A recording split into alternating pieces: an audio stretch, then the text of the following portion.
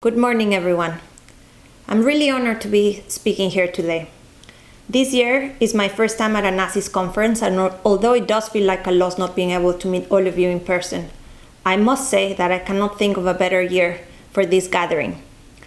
It has been you, cartographers, the ones that have helped the rest of us navigate our way through this unexplored 2020.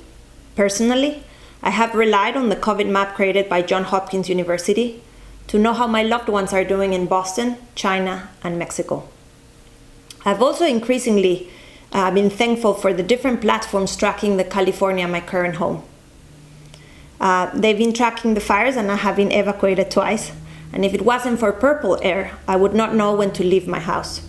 So before I go any further, let me just say thank you. You, in a way, are silent heroes. Cartographers and people building cartographic products are playing an essential role in helping governments, companies, and ordinary people navigate this crazy year. But my appreciation of cartography and cartographers didn't start during the pandemic. In fact, my interest or obsession started when I was 10 years old and my dad took me to a flea market in Mexico City, which is where I'm from. He showed me an old map of Mexico, and I could see that the sepia-colored prints we were looking at were very different than the official map that hung on my classroom wall. The northern border wasn't at the Rio Bravo. It extended all the way to Oregon, and to the south, Belize and Guatemala were part of Yucatan. My dad explained how the same place looked differently when it was depicted by different people. Most of the maps I had seen so far of Mexico had been made after the Spaniards invaded, but he taught me about Aztec maps and documents, which are called codices. The maps I knew showed coastlines, mountains, rivers, and lakes, but Aztec representations of places included people, suggesting that we can only understand space in relation to how people live in it and move. Of all the maps my dad showed me, there was one that made a lasting impression. It was a map of an island in the middle of a lake. He explained to me that a long time ago, the flea market where we were standing used to be underwater. Mexico City or Tenochtitlan had once been a shallow lake. That changed my understanding of my city, and it taught me my first lesson about maps. Not only are they instrument for exploring space, they can also be time machines. I didn't dwell much on those impromptu history lessons with my dad, but something must have stayed with me because when I was a teenager, I always gravitated towards books that center around maps.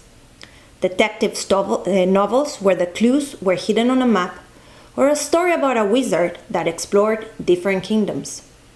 Again and again, maps seemed to seek me out. Like many of you here today, I am from that threshold generation who had only ever seen maps in books or in walls, but who stumbled into a new parallel universe in their late teens when the internet became very popular. In a late night exploring the internet, I came across the incredible Perry Castañeda library map collection of the University of Texas, and for the first time ever, my imaginary voyages were traced among pixels rather than paper. From my mother's house in Mexico City, just a few blocks away from where Frida Kahlo once lived, I traveled to countless distant places through the Castañeda maps. We couldn't afford to travel in real life, but those maps took me to Ceylon, Batavia, and Cathay. I longed to explore all these distant lands. Many years later, those dreams came true and I reached all these places. I traveled for a month in Sri Lanka, I lived for a year in Indonesia, and most importantly, I ended up setting shop in China. China was my home for over 8 years, and it was there that I transformed my interest in maps into a profession. Traveling in China can be daunting, especially if you don't speak Mandarin. So I developed a series of travel guides to help non-Mandarin speakers get the inside scoop on Chinese cities and give them a way to visit food stalls, bazaars, and street markets where Mandarin was essential to order dumplings or haggle with stall keepers. This was 2006, before the smartphone era, before we all had GPS in our pockets and Google Translate and text-to-speech. To create these guides, I spent hours walking the streets of Beijing and Shanghai. I carried 3 different maps that I bought at a local bookstore and a series of photocopies that I downloaded from Google Maps. Back then, the very concept of an online map was entirely new. At least it was to most of us. So I marked my photocopies with an orange pen and eventually created the map we would publish. I had no theoretical background in cartography, but I knew that to draw a map, I needed to walk each place and memorize it, so my understanding of a city could make sense to others. The map was one piece in the puzzle of making Beijing and Shanghai easy to navigate. Another was a set of cards on which Chinese phrases were written. These went well beyond the stock phrases most guidebooks provided. In the restaurant section, for instance, we handpicked the best dishes at each spot. One of the restaurants we recommended was called Spring on Jinxianlu, a tiny street in the middle of Shanghai. Locals flocked to its neon-lit interior seeking the best Shanghainese dishes in town. The menu was handwritten on a piece of paper, making it impossible for non-Chinese speakers to order food there. One day, I passed and saw that a couple of foreigners were using my travel guide. Seeing my vision turned into, something real gave me a real rush. Whenever we select information and make it possible for outsiders to understand it, even if we don't speak the same technical language as others, we are acting as guides. In this sense, map makers are curator of experiences. The people who decide which locations are displayed on a map, on how they are displayed, have an enormous responsibility. We decide how people perceive places and project them. When writing a niche travel guide, that responsibility was little more than an afterthought. By selecting and including a place, I directed a handful of tourists there. But when I started Tierra, the company that I currently lead, that sense of duty became central to my thinking. After years living abroad, I returned to Mexico in September of 2014, ready to start a new endeavor. I had sold my company, and I had some ideas about creating a media app. But my plane landed in Mexico 4 days after 43 students had gone missing in the south of Mexico, probably victims of forced disappearance and police violence. To this day, nobody knows what really happened to them. This horrendous event made international headlines. Ayotzinapa, as it became known, touched a nerve. It touched a nerve because it wasn't an isolated incident. Violence and crime have become universal, systemic problems in Latin America. Just about everyone in the region has been a victim of violence or knows somebody that has been either robbed, kidnapped, or even murdered. I felt after seeing this reality that I needed to do something. Living in Latin America sometimes feels like walking in the valley of death. It's home to just 8% of the world's population, but it has 1/3 of all the murders in the planet. In 2018, for example, 48 out of the 50 most dangerous cities in the world were in Latin America. In Mexico alone, 8 people disappear every day. By any account, Latin America has become the most violent region in the world. But even though I knew my surroundings were dangerous, that danger felt very hard to pin down. I instinctively knew that some places were more dangerous than others, but there was no real way of comparing them or grasping how these abstract statistics related to life on the street. Surely I thought there had to be a map that told the story of which areas were safe and which areas weren't safe. And I looked for one, but found nothing. There was no map or site that tracked when and where crimes were happening in the country. The biggest problem was lack of data. Despite how shockingly high these statistics might seem to you, the actual only reflect 8% of the total number of crimes committed in the region. The rest go underreported. I started digging around and was surprised to find that the few maps that did get some information you could see that the information was only aggregated at the municipal level and had no specific date. As a result, when you mapped crime data in Mexico, you couldn't really see temporal or geographic patterns with any kind of granularity. This reinforced the feeling that we were living in the shadows. We knew that things were happening around us, but we didn't know exactly where or when they were occurring, or whether there was any pattern to them. What made this state of affairs particularly astonishing was that, unlike when I was developing a travel guide in China, by this time, smartphones were everywhere. If you think about it, we could order food, get transport, watch movies, or track the stock exchange anywhere in the world from our phones. But what was interesting is that in Mexico, you couldn't know if the street corner you were standing on was safe or not. The gap between what was needed and what was available was huge. My first thought was to create an application to crowdsource information. Rather naively, I thought that by relying on people volunteering data, we could solve the problem of underreported crime. Waze was just taking off, and it seemed obvious to try to replicate something along these lines. Little did I know, or I knew at the time at least, that people don't interact with security information the way they interact with information about traffic. Eventually, and more importantly, I realized that a lot of these applications mapped perceptions and not actual incidents. The kinds of things that people report are corners where teenagers, mainly poor or brown teenagers, are drinking, smoking, or just talking. Bias was also what informed the way most people around me understood danger. There was a pattern. When Mexicans said with a lot of authority that a place was dangerous, it was because it was poor. When I inquired further as to how they knew it was dangerous, the answer was always the same. Everybody knows. By this point, I had already learned that maps represented time as well as space, and I had also learned that creating maps came with a great responsibility. My third and last lesson was that everyone has a map on their own head, an understanding of a place that they use to inform their actions. Unlike many other people in the startup space, I did not want to be in the business of reinforcing biases. So I looked for a better way to approach the problem than crowdsourcing. I joined a university research team to understand the problem of security data in greater depth. I discovered that there was much more data than I first realized, but it was siloed into countless databases that weren't aggregated, clean, or standardized, making it impossible to compare and contrast information. I hired a researcher with an incredible understanding of where all this information could be found. Mara Roldan, a true wayfinder when it comes to navigating the intricacies of Mexican bureaucracy.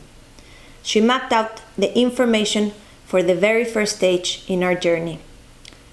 Once we had gotten the lay of the land, I realized that all the lessons I had learned from maps over the years applied to these new projects. I needed to create a crime map that would help users visualize not just where, but when were crimes happening. We needed to understand both temporal and spatial patterns. Creating a map like this came with huge responsibility. This time, I wasn't just directing a handful of tourists to a place. This time, I would potentially be branding a place as dangerous, and there was no precedent that showed how that label might affect the lives of the people living in these areas. Finally, this map would challenge how many people understood the relationship between a specific place and risk, so the science behind it would have to be robust enough to change the existing preconceptions. In this regard, we moved away from most crime maps. We decided to create a risk score and not a heat map. We did so because through a number, we can capture not only the density of incidents, but also the severity of each crime and the population density in a given area. Users are able to understand in an instant how safe an area is based on the ranking. If you want to hear more about how we build the risk score, Anthony Sardan from our data science team will be presenting on the panel Mapping for Society this coming Friday. A few years into our journey, Tierra is now a team of 15 people, and our interactive online crime map is now fully operational in Mexico. we've built the largest database on crime and violence in Mexico. Instead of creating anxiety or amplifying prejudice, this is a map that empowers our users to navigate their surroundings and keep their team safe by understanding what is really going on around them. Right now, our users are companies and governments, but we hope that in the not-so-distant futures, consumers can benefit as well. I would like to end today on a personal note. Tierra tells a painful story. It's a story of loss.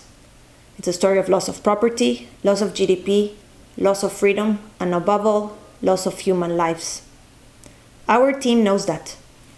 In the face of so much pain, and when our daily routines are immersed in a world of shadows, we think of ourselves as rebels. We refuse to accept this dark reality as our destiny. We're building Tierra to map our way out into a brighter future. Is that idealistic? Perhaps. But you, more than any other audience, can understand the transformative power of maps. So it's only fitting for me to make today's journey a circular one and return to where I started, by thanking all of you for helping the rest of us make sense of this messy year. Thank you.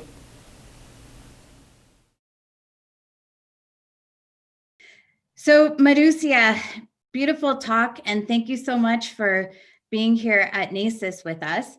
I am looking through the channel and we'll see what kinds of questions the audience has, but so many people are giving you a round of applause and saying, thank you for this talk, and it was great, spectacular. So I wanted to start off while we have some questions coming in, asking you about the social impact of having information at this level of granularity. Well, I think one of the problems, and we think about this a lot in the company, and we think actively, proactively, how can we address this, is that we can't stigmatize entire neighborhoods. The problem that you have right now is that by only mapping crime in these really large polygons, as they do in Mexico, like a whole municipality, is that you're actually stigmatizing a larger surface. Whereas if you only pinpoint to where actually crime is happening, you see very clearly that there are only like a couple of streets or some like areas outside shopping malls. So instead of having a broader impact on a very large area, we try to have a very precise impact on a specific point. That's what at least we're hoping for. But we're very, very conscious of the power that we could have in stigmatizing a place, and you know, it's a big responsibility, of course. Yes. Okay, so I have a question from Leo, Leo Dillon, our NACIS president, and he asks, Marusia, given that your interest in maps blossomed in China, can you tell us if you noticed different perspectives in mapping in China than the perspectives you noticed in the Americas, including crime and poverty? Well, crime is very, very low in China. I mean, you stand up in any corner in China and there are like 30 cameras looking at you. It's like, you know, Big Brother, you feel it. So in a way, I don't think it's a problem as relevant. I think poverty is extremely interesting in China because you've had massive migration from the countryside to the coastal cities. And if you were to map poverty, I think in China, what would be interesting is that you see a rise of incomes across the board in China. I think 70% have crossed the poverty line in China, which is incredible. But you still, if you were to map, that's my guess, I never did the exercise, you would still see in cities that you have clusters of people living in I wouldn't call it shanty towns in the way that are in the Americas, that are very clear, especially in South America and Mexico and Central America. But you do have satellite cities where migrants that don't have a hukou or one of these identity cards that give you certain administrative rights in urban areas, I think that's where they concentrate. It would be, I mean, I don't know if any of the cartographers in this room are already working on that, but I think it's a fascinating subject also because mapping in China is hard. one of the things you discover when you're working with maps in China, or at least when I was living there, is that GPS is not accurate in China. You're always, I do meters, I apologize to this audience, but you're always about 30 meters off mark. It's done on purpose. And I don't know if that has changed or not, but I would be interested in how you can map not so much crime as I mentioned, but poverty. And historical maps of China are, I have to say, I've only concentrated, I saw a couple of maps of the coastal areas of China. The paper is absolutely beautiful. I love papers. Sorry, that's something that gets lost in pixels, but in the pixel world. But I am not an expert. I think, writing this talk, what I realize is that maps for me are a very, very beautiful memory of a relationship I had with my dad. And, as I mentioned, I turned it into a profession. Okay, so I'm trying to keep my emotions in check here, listening to you talk and your experiences. Okay, so we have a question from Molly O'Halloran. Marusia, can you talk more about cooperation and or resistance you've experienced from governments in mapping this data? I have to say I've been very surprised, but people have been quite open. We've got a lot of data that I was not expecting. I thought that at this point in our journey, we would be, just having been able to map a couple of places. But the truth is, we have mapped at very, very precise point level data. We have for probably 53% of the country. And we've mapped at neighborhood level probably about 24 states, which means that we only have municipal level data for the other 7. I think some governments are concerned to make data public. They are concerned that they would be criticized because once you make the data public, it appears that your crime levels are higher. But what we try to always emphasize is that people should not be only looking at counts, they should be looking at the quality of the data. And that's something that we want to do in Tierra. Reward governments that are transparent, that are opening their files for the public to see, because our goal in the end is for people to have the right to know what's happening around them. That's not a right that we people in Latin America currently have, and that is something that for sure, it's core to our mission. Okay, we have another question from Langdon Sanders. What has been the reception and feedback for your analysis and reporting tools? That's a really good question. I think it's very, if we've taken a long time with clients trying to move them away from creating these fog maps based on points to move them to the risk score. As I mentioned, we believe that a number is a lot more eloquent in telling the story of what's safe and what's not.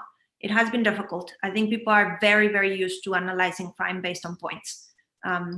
But the people that have realized that we've done all the statistical analysis for them and that the tool is designed for you to pick, and that's something, it's not in the presentation, but you can pick and choose which types of crime you want to assess, and then the risk score changes according specifically only to those incidents. Then people start relying more and more on a risk score, but absolutely it's a learning curve, and we're trying to make sure that we make it as smooth as possible. Okay. Sorry, I'm looking at some of the, sorry, audience, I'm just reading through some of the longer questions here. Okay, so here's, I have one here from Rosemary, who's also a board member and a dear friend of mine. Marusia, you mentioned a lot of inspirational maps that are common among many cartographers, beautiful hand-drawn paper maps. How do you use these older maps as inspiration while working in the digital space? I have to say that I go often I just start searching online for maps. I think other people, I mean, I'm talking to one of them. Mamata has been a great inspiration for me, obviously. But there is something beautiful about paper maps and old maps. It is the narrative of how we, humanity, have understood the world. And what we're trying to do in Tierra is trying to make sense of the world around us. And there's no better way than to look for people that are actually in the cartographic space, most of this audience, I'm guessing, and take inspiration from you. And I was just looking at a thread that somebody posted on Facebook on Slack of all maps of Mexico. And it just immediately, visually, you get the sense that of history and the passage of time. And I think one of the things that I want to do with Tierra is to see how our map changes. And probably, when I was a little girl, I thought that, maps were a time machine because I could imagine the world as it was before. I want to do that going forward, right? I want to build the tools that would allow us to start mapping what's happening around us in a different way. And I'm hoping that's, that our bet pays off. Okay. So we have a question from Nat Case, who is a NACIS attendee veteran and one of our longstanding members. Thinking about how this model works for those whose lives are aligned with the law. In some places, violence is aligned against innocent people on behalf of the law government. Maps on the whole also tend to be aligned with law and authority. Can you think of ways to turn this around? In the US, mapping of police violence has been a project for at least a couple news organizations, for example. I imagine in much of the world, this would be dangerous to attempt.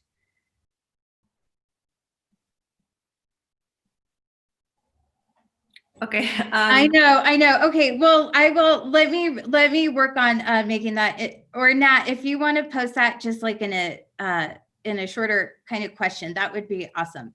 Let me try to okay. See if I understood the question correctly. Okay. Is it dangerous? I would believe yes, it is. But one thing we're trying to do is we're not naming people. We just map point data. We just say in this space, we have a murder at this hour and if there was violence or not. But we never include names. We're in the business of understanding locations, not tracking people. And that's not something that interests us. We want to make sure that all of our data has or all the databases that we get in Tierra, they don't have any personal information. We make it extremely clear to governments. We don't work with personal information. That's not something we do. We map locations, not people. And that's important to us. And on the second point, I think based on what I'm seeing in the region, better tools for mapping can certainly help the job of police institutions. I think unlike here in the United States, and I'm guessing Canada, police departments have a lot of resources and are very well equipped. There are people that understand and are able to do sophisticated statistical analysis, but that doesn't happen in the third world. In the third world, people that work with this type of data are people, a lot of the times that they just have a middle degree. So it is difficult for them to actually analyze these troves of data because they don't have the background to do so. And that's one of the tools that we are trying to, bring closer to governments is we can do a better job at visualizing and analyzing and processing your data than you can. And in the hope also that by us doing that, they can free resources and they can concentrate on other areas that are more core to what they do as police departments. Thank you. Okay, so we have a question. Do you have any open data sets that regular people from Mexico City can access? We don't have, there are open data sets in Mexico that we use, but none of our data sets, the ones that we get, are open. And they're not open because people give it to us, just trusting that we are not going to share this information. Okay, we have another question. Can you say more about how you've addressed concerns that crime mapping, sorry, I forgot to say the names for the past two parts. So let me start over again. We have a question from Stephanie May. Can you say more about how you've addressed concerns that crime mapping stigmatizes poor communities? Knowledge is power, but in my experience, crime mapping must be sensitive to how people stigmatize out of fear of crime. Absolutely. And I believe in all areas of transparency, you always have a tension between what you want to make public and what does that address, right? And how does that change the life of people? As I mentioned, what's happening right now in Mexico is that the way that statistics are released by the government, you map very, very large areas, only municipalities. And that has really large impacts on investment flows, for example, on the price of property. So what we're trying to do is decrease or increase the level of precision and zoom in at a smaller polygon. So instead of branding very large areas, as I mentioned, we're trying just to handpick what are the streets, because this is something that we are realizing. It's a couple of streets. So I believe it's a net positive effect. We're actually making sure that, you know, larger parts of the country are not labeled or stigmatized by concentrating on specific regions. Now, I also want to believe that once you have that level of precision, you can have interventions by the government that are a lot more fine-tuned what is actually happening, instead of saying, oh, I'm gonna, you know, it's like if you pick Oregon, I'm gonna pick Oregon to do something. It's not, right? Like, let's pick what are the dangerous streets in Portland to have an intervention, and let's actually focus and try to understand what's happening in this area. There is a case in Mexico City that I think is very interesting. They look at exactly what are the precise polygons where you have very high levels of murder, and they went in, you know, a team of researchers there. I think there's somebody that a law degree that specializes on property titles, and they're actually discovering that part of the reason why there are so many killings in the area is because of property disputes. So you are starting to get to the root of the, just saying, oh, Mexico is extremely violent. That's something also that we don't want, right? The branding of the whole country as a super dangerous destination, that also has impact on how many tourists visit Mexico. And I mean, this is, of course, before the pandemic hit, but we want to make sure that we are addressing also topics where we don't have a very negative impact of the whole country, as it is happening in the press right now. Everyone, I think, in this room has read how violent Mexico is, but let's make sure that we understand that the Yucatan has better crime levels than Switzerland. I want to put that into perspective. Okay, hold 1 second. So many questions. A lot of people want to know more from you. Okay, here's a question from John Bryan. Are there locations where simply the existence of incidents, regardless how detailed on the map, detrimental for the inhabitants? If so, how do you navigate that? I haven't run into this issue, I think, and the reason why is because in places where people feel that it's dangerous to report crime, they stop reporting. So actually, in some areas, you might have a higher percentage of reported crime, and institutions work better. So what we're trying to develop on the side is confidence index. How confident are we on the data that we're receiving? How confident we are? And exactly what we're trying to address is, like, we know some polygons that are very similar to polygons with really high levels of crime where we're not seeing any crime report. So what's happening there? Do we really trust the data?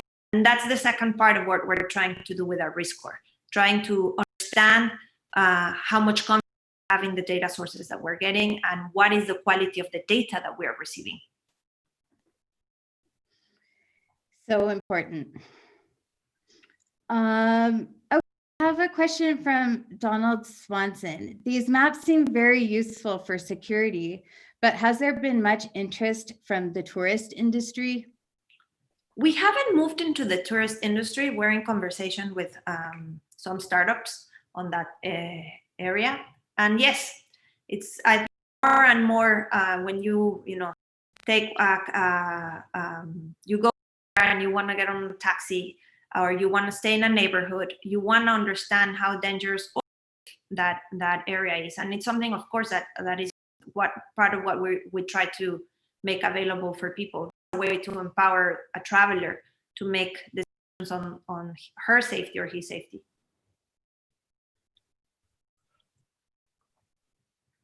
Lucia, I have another question for you.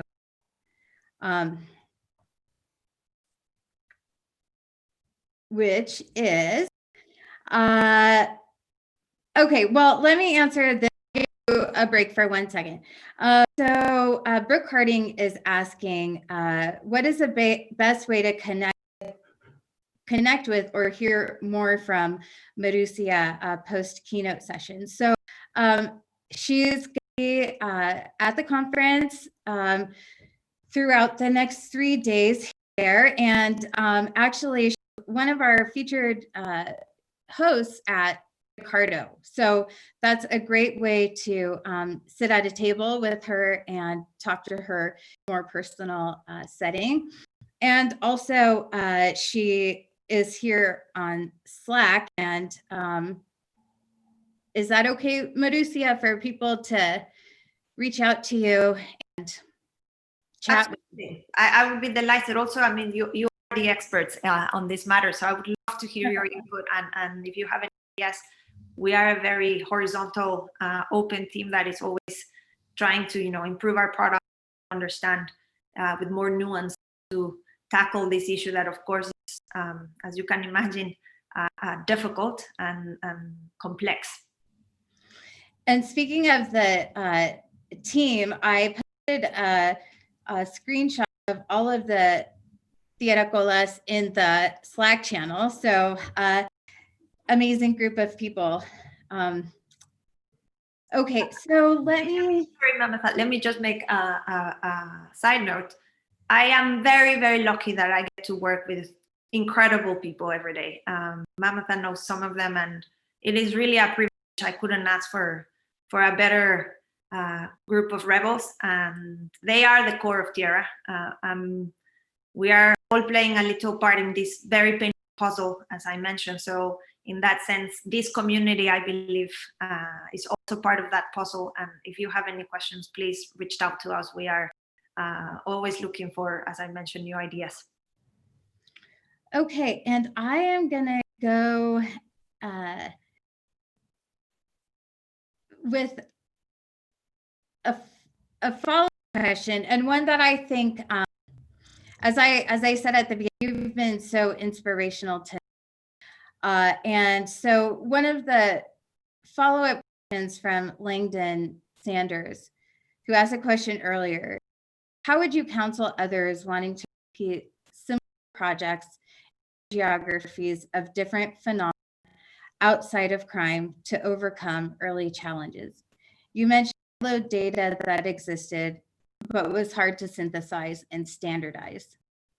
So the question is, how would you counsel others to repeat similar projects in other geographies or different phenomenon outside of crime to overcome early challenges?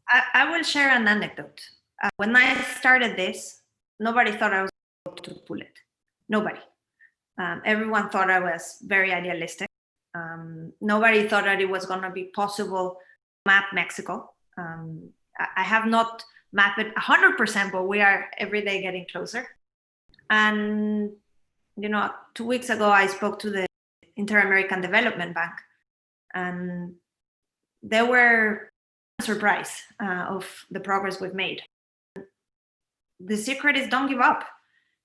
You probably start with a very, very small data set, and then that data set gets you to another one, and this person helps you in another way, and you look back and all of a sudden you've built this tapestry of different data sets and connections that help you get there. And my question really is, do not give up. I spent probably the first 3 years on my own, trying just to do it. Then I got to, as I mentioned, work with Maura Roldan, and slowly other people joined me. I raised funds. That was very helpful. But for the longest of time, I was on my own, and I, you know, it was easy. At some point of the journey, I was like, probably, you know, do something related to China and just quit. I asked myself, how would I feel every time I opened the newspaper and I felt, you know, and I read of another parent that lost his or her son, and I was not going to be able to live with myself. I want to make sure that my kids one day, you know, don't ask the question of why didn't you do something at least, or try. So don't give up. I think we are responsible by omission if we don't do things. So take that responsibility to heart, and, you know, rely on this amazing community of cartographers, and, you know, keep pushing. Thank you so much. As Molly just said, what an inspiring message. Okay, so I think I have covered all of the questions. Channel. I will wait another minute to see if there are any other questions out there.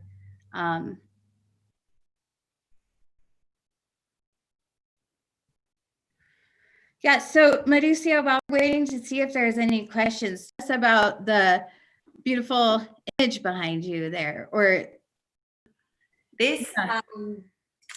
It's a screen from Japan, from one of my travels. I'm a traveler at heart. COVID is hard for me. Not seeing people. I'm also very social, so this is really difficult. I'm guessing I'm not alone on this one.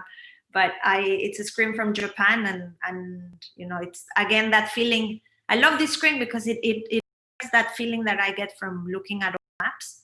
That feeling of exploration and understanding and thrill that a good voyage gives, you know, that rush. And you know, I'll share another personal anecdote with you. But on my wedding day, my speech to my husband was about two fellow travelers meeting, and I'm very surprised because his speech was exactly the same. Another guy that is in love with maps and cartography and exploration. Yeah. Okay. Well, I think that we have no more questions, but Marusia, you have to look through the Slack channel after we get off the meeting to see all of the comments and applause and how inspirational that you've been to our society. And again, I am so honored that you accepted to be our this 2020 keynote. Okay, so for those of you who are tuning in, what's coming next is a short break. Well, is a break, and then we will continue day one with practical cartography day. Thank you very much, and as I mentioned, this is a fantastic year to talk about maps and you know, share our knowledge, and I'm very, very humble for the honor to be here today. Thank you. As are we, Marusia. Thank you so much.